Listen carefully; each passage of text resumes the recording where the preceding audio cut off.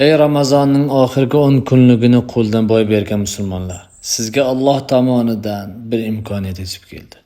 Bu Zilhijja oyining avvalgi 10 kunidir.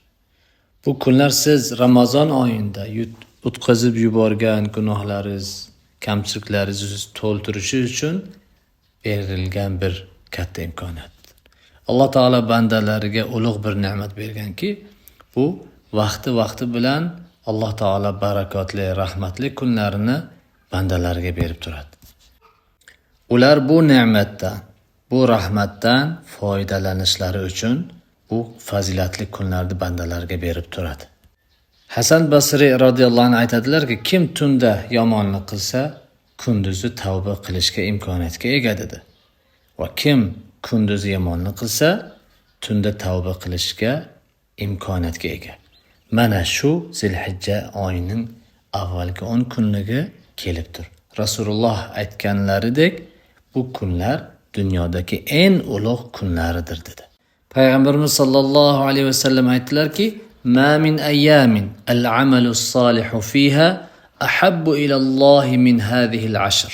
Qalu ya Rasulullah, "Wala al-jihad fi sabilillah?" Qal, "Wala al-jihad fi sabilillah. Illa rajulun kharaja bi nafsihi wa malihi falam yarji' min zalik bi shay." Allohning Rasuli aytganlaridek, Allohning nazdida eng sevimli va eng fazilatli amallar aynan shu Zilhijja oyining 10 kunini ichida qilingan amallaridir dedi. Sahobalar aytdilarki, "Ya Rasululloh, jihad hammi?" U zot aytdilarki, Alloh yo'lida jihad qilish ham.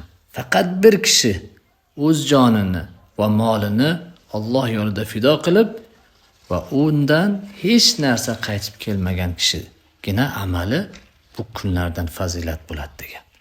Demak, bu Zilhijjaning 10 kunligi Allohning buyuk bir ne'mati. Shuning uchun bundan foydalanishimiz kerak. Alloh taolo bandalariga yordam beradi.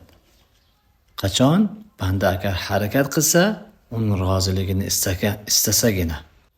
Shuning uchun fazilatli mavsumlar, barakatli mavsumlar boshdan boshlab ulardan foydalanish kerak.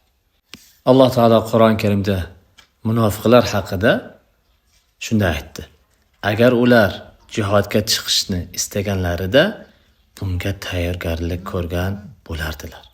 Biz ham inshaalloh agar biz bu rahmatli kunlarni istaganimizda, bu barakotli kunlarni istaydigan bo'lsak, bu kunlarni boshidan boshlab, bu barakotli mavsumlarni boshidan boshlab foydalanishimiz lozim.